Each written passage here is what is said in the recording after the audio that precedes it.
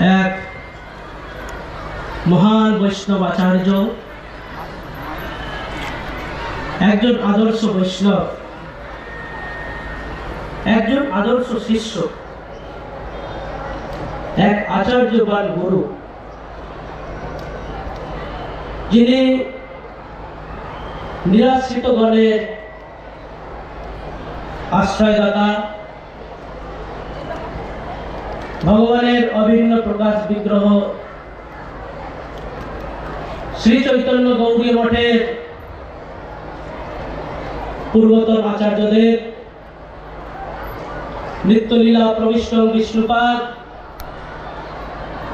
পরম